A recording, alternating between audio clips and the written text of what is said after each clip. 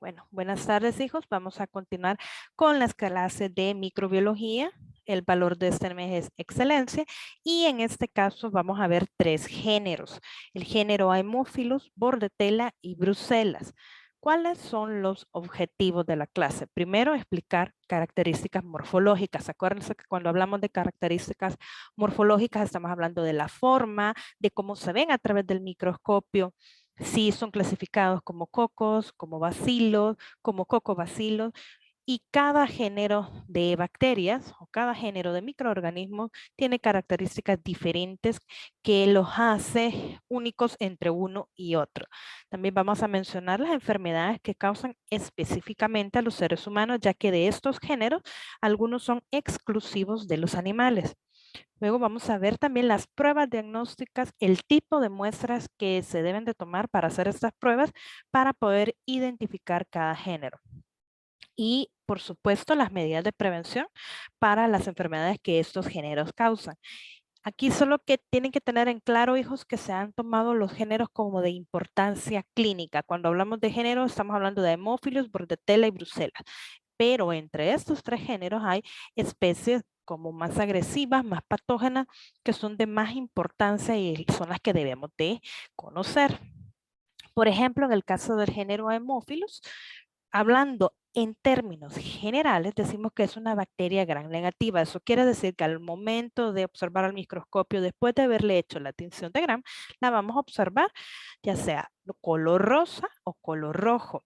Cuando dice polimorfas es que su forma varía, bien pueden ser bacilos o bien pueden ser un coco bacilo, o sea que su forma no es ni esférica ni completamente alargada. En el caso de este género, su mismo nombre nos está dando ciertos detalles, como por ejemplo, aemo, que significa sangre, y filos, que significa amor. Literalmente significa que este género de bacterias tiene amor por la sangre, o sea que necesitan sangre o los derivados de la sangre para poderlos aislar. Eso más que todo para que ustedes se ubiquen qué tipo de medio de cultivo usaríamos para aislar este género en específico. Son inmóviles y no esporulados, o sea que no forman esporas. El Haemophilus influenza, ya ustedes creo que más de alguna vez han oído de la influenza, incluso pues al momento de colocarse la vacuna, este es el causante en sí de la enfermedad. Es un cocobacilo gram negativo, aerobio o anaerobio facultativo. Eso quiere decir que puede crecer tanto en un medio con oxígeno o en un medio sin oxígeno. Es bastante pequeñito porque mide entre 1 a 1.5 micrómetros. Es inmóvil y si nosotros le realizamos las pruebas bioquímicas como la de la catalasa y oxidasa, su reacción es positiva a ambas pruebas. Fermenta glucosa, pero no fermenta ni lactosa ni manitol. Ojo con estas dos cosas. Me está diciendo que fermenta glucosa, pero no tiene ni lactosa ni manitol. Si ustedes recuerdan que hay un medio de cultivo que se llama manitol salado, eso quiere decir que yo no puedo hacer la siembra de esta bacteria en ese medio porque no me va a crecer, porque no lo fermenta, o sea, de que no puede reproducirse. ¿Dónde lo encontramos normalmente? Este microorganismo se aloja normalmente en las mucosas del aparato respiratorio. Eso me quiere decir que las enfermedades que provoca son de tipo respiratorio porque afecta las mucosas del aparato que lo compone. El que es más agresivo para nosotros los seres humanos es el tipo B. Hay Haemophilus influenza tipo A, pero en este caso el más patógeno, el que cuesta más erradicar es el tipo B. ¿Cómo se transmite? Lógicamente, si estamos hablando que afecta a las vías respiratorias, es por vía aérea la forma de transmitir, ya sea por las gotitas de saliva o por cuando una persona estornuda y ahí va la bacteria. Es ahí donde una persona sana se puede contagiar. Normalmente es encontrada cuando hablamos de normalidad, o sea, no cuando la persona está enferma, lo podemos hallar en nasofaringe. Esto es cuando en sí hay una como comunidad, ¿verdad? De esta bacteria y se encuentra de forma normal sin darnos ninguna alteración. Obviamente es oportunista. Si se altera el equilibrio de su lugar donde está habitando, puede volverse patógeno. Ocasionalmente, el género tipo B, Haemophilus influenza tipo B, invade tejidos profundos. O sea que las complicaciones que se pueden dar debido a esta especie específica pueden ser bastante graves. ¿Cuál es la patogenia? O sea, ¿cómo se desencadena desde el momento que nos exponemos al microorganismo? Como ya les dije, le entra por medio del aparato respiratorio, ya sea por las gotitas de moco o por las gotitas de saliva. Una vez entra al huésped sano, empieza a diseminarse, o sea, empieza buscando afectar la mayor cantidad de órganos. Como entra por medio de las vías respiratorias, lo primero que se va a ver afectado son los senos paranasales, luego pues también puede afectar el oído medio. Si afecta tanto el oído medio como los senos paranasales, se puede desarrollar otitis media y sinusitis. Si este microorganismo llega a la circulación, ahí tiene como vía libre para poderse transportar a cualquier órgano.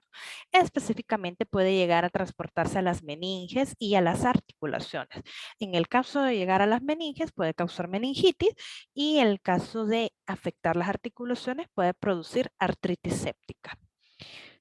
Cuando un lactante o un niño muy pequeñito se ve expuesto a este microorganismo, puede desarrollar una enfermedad que se llama laringotraquitis. Estamos hablando que tanto la laringe como la tráquea se van a inflamar. Es una inflamación tan grande y como recuerden que son niños muy chiquititos, pueden verse obstruidas las vías respiratorias. Si yo obstruyo las vías respiratorias, obviamente puede llegar a ser mortal en estos niños tan pequeños. ¿Qué es lo que se inflama en el caso de estos niños? Se inflama la epiglotis y no solo se inflama, sino que se pone dura y de un color rojo cereza. Además de inflamarse, nos puede producir la misma obstrucción y las dificultades respiratorias. ¿Qué otras enfermedades en resumen puede producir? Meningitis, neumonía, empiema. Cuando hablamos de empiema quiere decir que hay pus en la cavidad torácica, epiglotitis, inflamación de la epiglotis, celulitis, artritis séptica, bronquitis, otitis y conjuntivitis. ¿Ok?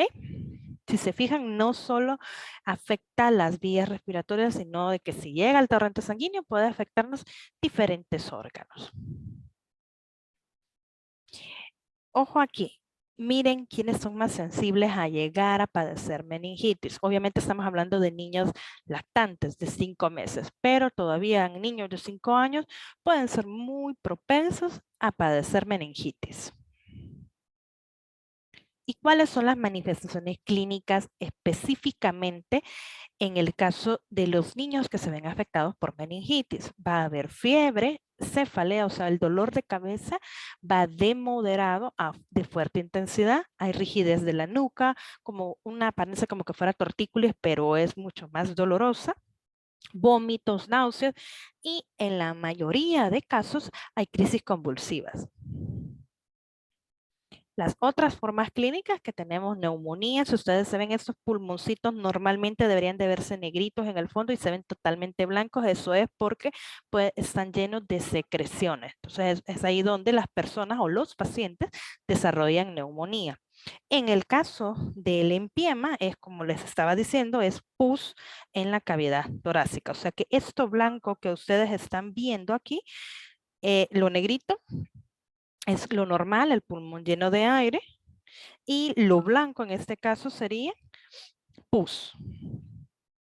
La bronquitis crónica también puede haber sinusitis y en el caso de otitis media puede ser supurativa, sobre todo si la otitis le afecta a un niño pequeñito que no le puede explicar qué es lo que siente, qué es lo que le duele o dónde le duele.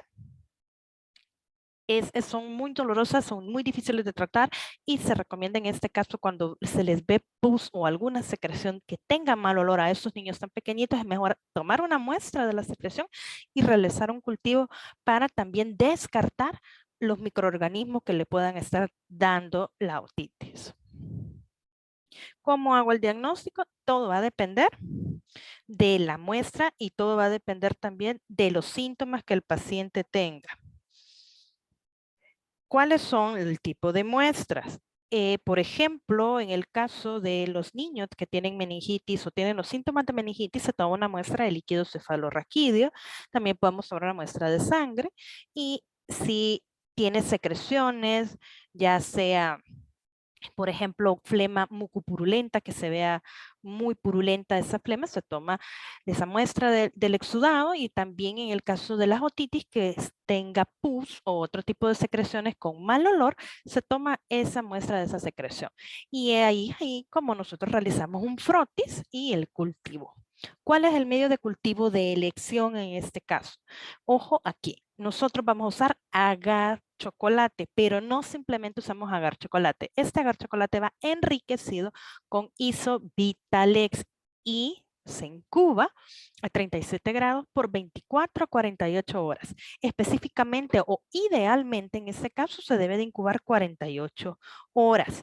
¿Para qué me sirve el Isobitalex? O sea, ¿para qué yo le agrego ese extra al agar chocolate? Porque le suministra vitaminas y factores de crecimiento, específicamente el factor B, que es lo que la Haemophilus influenza necesita para poder crecer.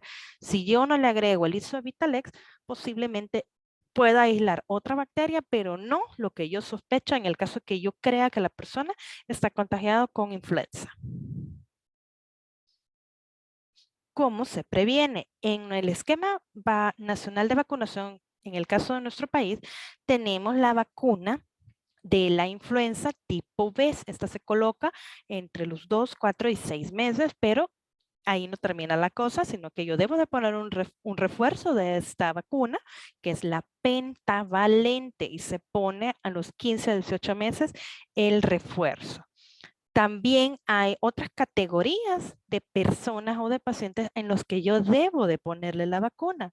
Por ejemplo, los niños que nacieron prematuros, las personas adultos mayores que tengan patologías crónicas, como por ejemplo diabetes, insuficiencia renal, hipertensión, se les debe de colocar esa vacuna porque tienen mayor riesgo de poder contraerla. También las mujeres que se encuentran embarazadas deben de ponerse la vacuna para disminuir el riesgo de contraer esta enfermedad. Bien, eso es, hijos, en cuanto al género Haemophilus. Nos hemos concentrado específicamente en la especie de importancia clínica. Ahora vamos con el otro género. En este caso, en el género Bordetella, tenemos 3 especies. Acuérdense, género es como el nombre y especie es como el apellido. En este caso, el género Bordetella tiene 3 especies que son Bordetella pertussis, Parapertussis y Bronquiséptica. Eso quiere decir que las 3 especies es Pertussis, Parapertussis y Bronquiséptica. La más importante, por así decirlo, porque es la que afecta al ser humano, es Bordetella pertussis. En este caso es la que causa la enfermedad conocida como tosferina. También hay algunas enfermedades que son producidas por la parapertussis, pero normalmente las personas se ven contagiadas por esta primera. En el caso de Bordetella bronquiséptica es la que afecta a los animales, especialmente a los perros y a los conejos, y muy rara vez a los seres humanos que se encuentran inmunodeprimidos. ¿Cuál es la enfermedad que causa? Por ejemplo, en los perros es la que conocemos como la tos de las perreras. Literalmente es como una tos, pero ¿quién es el que la produce? Es la Bordetella bronquiséptica. Así que ojo con esto, cuáles son las especies que afectan al humano y cuáles son las especies de los animales específicamente. Léanlo para que no se me vayan a confundir a la hora de hacer el examen, tanto el corto como el parcial. Ok, bien. El que nos interesa conocer a nosotros es Bordetella pertussis, porque produce la tosferina. ¿Qué es en sí o cuáles son las características de ese microorganismo? Es un cocobacilo gran negativo. Posee cápsula y miren, es aerobio estricto. ¿Qué me quiere decir eso? Es que necesita obligadamente oxígeno para poder reproducirse. No móvil, forma ácidos, pero no forma gas. a partir de glucosa y lactosa. O sea que si yo lo siembro en un medio que tenga glucosa o lactosa, no me va a formar gas porque simplemente no lo produce. Entonces, ¿qué medio de cultivo es de elección en este caso para aislar esta especie? Usamos el Bordet Gen Go. ¿Qué es lo que tiene este medio de cultivo? Y esto es lo que ustedes se deben de aprender, además del nombre. Tiene agar papa, sangre y glicerol, pero lleva otro componente extra. En este caso es la penicilina G. Ok, entonces, ojo aquí, hijos, qué es lo que contiene y cuál es el medio de cultivo específico, porque en este caso es un medio de cultivo diferencial y selectivo, o sea que es seleccionado específicamente para esta especie.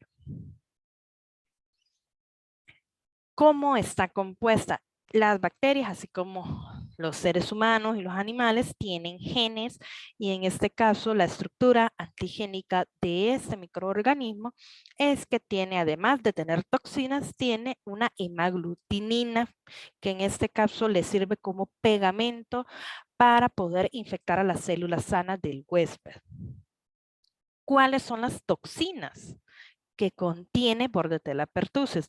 Una de ellas se llama toxina pertussis, que es como la más agresiva y nos da sensibilización a la histamina. Eso quiere decir que nos puede hacer que provoquemos reacciones simulando como que es una alergia, una urticaria, pero además de eso promueve la linfocitosis. Eso quiere decir que los glóbulos blancos van a aumentar en cantidad.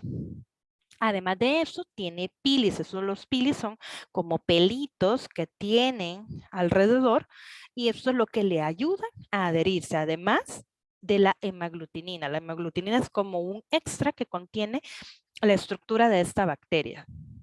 ¿Cuáles son las otras toxinas? Tenemos la toxina adenila toxiclasa, la dermonecrótica y hemolicina. Pero en sí, la más importante que ustedes no deben olvidar es la toxina pertussis. No hay donde perderse porque si se fijan, lleva el mismo nombre de la especie de la bacteria. ¿Cómo evoluciona? ¿Cómo es que nos afecta a nosotros los seres humanos? Se transmite por vía respiratoria y una vez está dentro del ser humano libera las toxinas. Y esas toxinas empiezan a irritar las células del huésped, en este caso, como entra por vías respiratorias, todas las células que componen el aparato respiratorio están irritadas y es ahí donde nos produce el reflejo de la tos. Y además de eso hay un aumento de los linfocitos, eso se le llama linfocitosis. Característica de ella es que no invade la sangre, o sea que no se va por la circulación, ya que acuérdense que es un aerobio estricto, o sea que específicamente necesita oxígeno y donde el ser humano tiene más oxígeno, pues en los pulmones. Puede necrotizar el epitelio, en este caso el epitelio respiratorio, el epitelio bronquial, y o sea, eso me está diciendo de que a raíz de la necrosis del epitelio puede causar una obstrucción peribronquial y neumonía. Además de eso, puede ser que Bordetella pertussis no vaya solito, sino de que vaya acompañado de otras bacterias que también afectan el epitelio respiratorio. En este caso, uno de ellos es el estafilococos. También tenemos a Haemophilus influenza, bueno, y entre otros. Cuando Bordetella pertussis va acompañado de más bacterias, puede llegar a producir una neumonía bacteriana y esto obviamente va a ser mucho más difícil de tratar porque ya no es solo una bacteria, sino que estamos hablando de un conjunto de bacterias y es ahí donde uno debe de tener cuidado con los tratamientos y por eso es que se mandan los cultivos, se manda a hacer el antibiograma para ver a qué antibióticos son sensibles estas bacterias. En el caso también de los bronquiolos se pueden ver obstruidos debido a la gran producción de moco. Y si estos bronquiolos se ven obstruidos debido a tanta mucosidad, el aporte de oxígeno se va a ver disminuido. En este caso, los niños son los que se ven más afectados y obviamente si yo le corto el oxígeno a estos niños, pueden haber convulsiones debido a la falta de él. ¿Cuáles son las manifestaciones clínicas? Las manifestaciones clínicas va por etapas. En este caso, tenemos dos etapas que las podemos catalogar como las más importantes o de importancia clínica. El periodo de incubación es muy variable, varía entre 1 a 2 semanas. En este caso, la etapa catarral es la que se desencadena en este tiempo. Aquí los pacientes afectados pueden tener solo tos leve y estornudos. El paciente no se ve enfermo, tampoco se siente muy, muy enfermo, pero sí es muy contagioso. Eso quiere decir que si no se tapa su boca, no se guarda las medidas higiénicas, puede contagiar muy rápido a otras. La otra etapa es la etapa paroxística. En este caso, la incubación es mucho más larga, es de 2 a 4 semanas, y la tos es muy diferente y es más fácil diferenciar una etapa de otra. En este caso, la tos es explosiva y tiene el característico coqueluche. Eso quiere decir que la tos es como ronca, como que si el niño estuviera tosiendo dentro de un balde vacío y se oye como un eco, y son excesos de tos o ataques de tos bastante excesivos, y los niños se van a poner hasta moraditos debido al exceso de tos. Obviamente, debido a estos ataques de tos, los niños se agotan muy rápidamente, puede haber vómitos debido a la gran producción de mocos, y puede, dependiendo la edad del niño, pueden haber convulsiones. El coqueluche principalmente se da en lactantes, y la tos tiene una característica tanto en niños mayores, cuando hablamos niños mayores, mayores de 5 años, y en los adultos la tos es más que todo por la noche. Eso quiere decir que los ataques de tos en el día las personas pasan bastante tranquilas, pero en la noche empiezan esos ataques de tos. Si yo le tomo un examen de sangre a estas personas y quiero medirle los glóbulos blancos, puede variar entre 16.000 a 30.000 glóbulos blancos en sangre. La etapa de recuperación o la etapa de convalescencia en este caso sería más o menos de 2 semanas, y es muy lento. Eso quiere decir de que las personas les cuesta recuperarse, y la tos es lo último que se le va a quitar. ¿Cómo hago el diagnóstico? Una muestra clínica, por ejemplo, puede ser flema, secreciones faringeas, y esas secreciones faringeas yo les puedo hacer un cultivo en el mismo agar que usamos para bordetella, el border Henhoe, y la inmunofluorescencia directa. El tratamiento, esto va a variar dependiendo, uno, la edad del paciente y los síntomas que tenga el paciente. Podemos usar eritromicina, cloranfenicol, ampicilina, tetraciclina, sulfadiazina y trimetoprim sulfa. Todo eso también va a depender si es una infección que solo tiene un microorganismo o vienen varios microorganismos, como lo que les dije de la neumonía bacteriana. ¿Cómo lo podemos prevenir? Lo mismo es aplicándose la vacuna, o sea, teniendo un esquema de vacunación completo. En este caso, la primera dosis se pone a los 2, 4 y 6 meses, con un refuerzo a los 15 a 18 y el segundo refuerzo a los 4 añitos. En este caso, las mujeres embarazadas también son personas de riesgo que deben de colocarse la vacuna para evitar contraer la enfermedad. Ok, hijos, eso es en cuanto a este género. ¿Preguntas hasta el momento? ¿Dudas? ¿Vamos bien?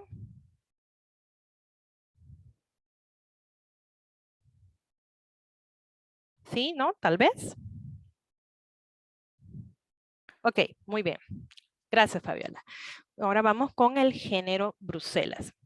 En este caso, este género es más que todo de los animales, pero es una enfermedad zoonótica. Eso quiere decir que los humanos no estamos exentos de padecerla. Nos podemos contagiar a través de los animales. Por eso es que decimos que es una enfermedad zoonótica. Hay varios tipos. En este caso tenemos Brucella abortus, que es propia del ganado vacuno, Brucella suis, que infecta a los cerdos, Brucella melitenses, que infecta cabras, y Brucella canis, que infecta a los perros.